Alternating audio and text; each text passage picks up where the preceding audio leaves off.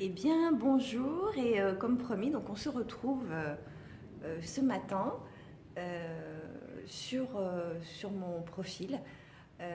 Depuis le 1er octobre, j'ai surtout été en contact avec les personnes qui se sont inscrites sur le groupe fermé Cathy Monchéry, groupe des hauts potentiels.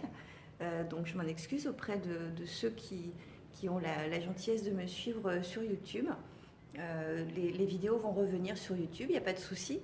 Simplement, j'avais envie je vous l'ai déjà dit, hein, de créer un lieu dans lequel les personnes qui me suivent se sentent peut-être davantage en confiance, un peu plus d'intimité, et du coup osent avancer en fait peut-être davantage sur elles-mêmes. C'est ce qui est en train de se passer, c'est ce qui est en train de commencer. Je suis tout à fait ravie de ce qui est en train de se passer. Aujourd'hui, ce dont je voulais vous parler, je pense que ça a de l'influence sur un grand nombre de hauts potentiels, un grand nombre de gens en général, mais un grand nombre de hauts potentiels. On parle beaucoup des lunes, des changements de lune. Il y en a eu une, je crois, il y a une quinzaine de jours déjà.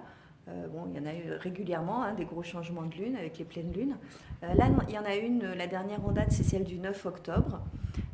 Et il faut savoir que ça peut avoir une grosse influence sur les gens qui sont extrêmement dans la sensibilité, dans l'hypersensibilité tout particulièrement, parce que bah, voilà, on est dans un ressenti tellement subtil que oui, effectivement, la Lune peut avoir une influence sur nous, tout comme des tas d'autres choses, hein. Donc je voulais vous en parler ce matin parce que je ne sais pas vous comment vous avez vécu ces derniers jours, comment vous vous sentez aujourd'hui, mais il est totalement possible que vous ayez peut-être des difficultés plus en ce moment à dormir, que vous vous sentiez peut-être plus fragile, que vous ayez davantage envie de vous rapprocher de qui vous êtes, de votre vérité intérieure, etc. Et tout ça, ça peut être lié au phénomène lunaire. Donc j'en parle pas très souvent parce que je sais que c'est un sujet pour certains qui semble un petit peu farfelu et j'entends bien que voilà, ça ne parle pas forcément à tout le monde. Mais je crois que lorsqu'on est hypersensible, on est touché par ce genre de phénomène, plus ou moins, mais on est touché par ce genre de phénomène. Moi, particulièrement, je suis touchée par ce genre de phénomène. J'ai beau ne pas savoir, parce que je m'y intéresse pas forcément de près, là je m'y suis intéressée parce que je sentais que ça bougeait vraiment très très fort dans ma vie et à l'intérieur de moi.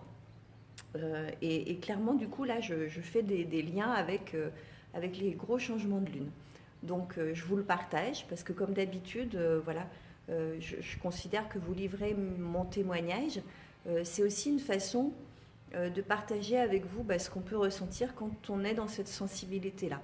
Et clairement, voilà, moi, ces derniers temps, ça a énormément bougé. Je crois que je pourrais parler de tsunami émotionnel.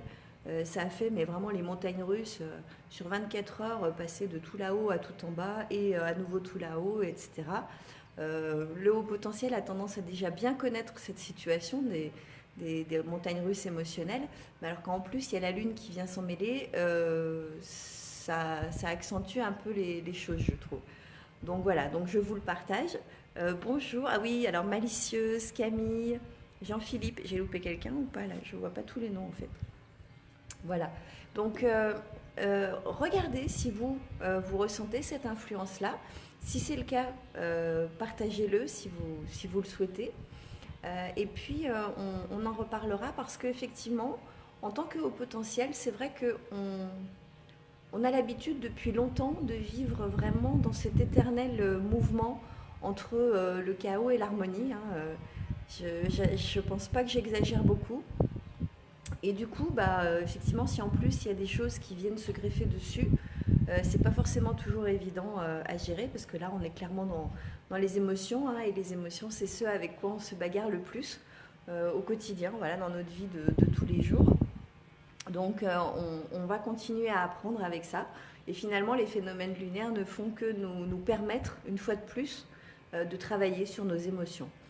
Moi, ce qui s'est produit ces derniers temps, ça m'a vraiment permis de vérifier à quel point le fait d'avoir compris les caractéristiques principales du haut potentiel, Et donc qui je suis, pourquoi je réagis d'une certaine façon, pourquoi je suis en hyper réactivité très souvent, comment je peux faire pour corriger ça, etc.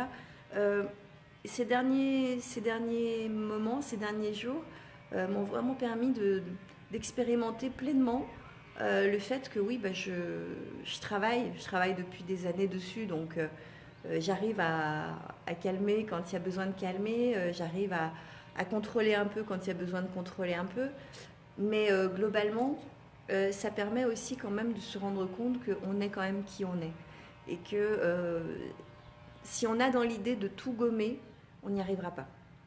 Euh, Moi, il y a eu des moments où j'ai basculé dans certaines émotions, où je me disais, mais non, je veux plus aller dans ces émotions-là, en fait.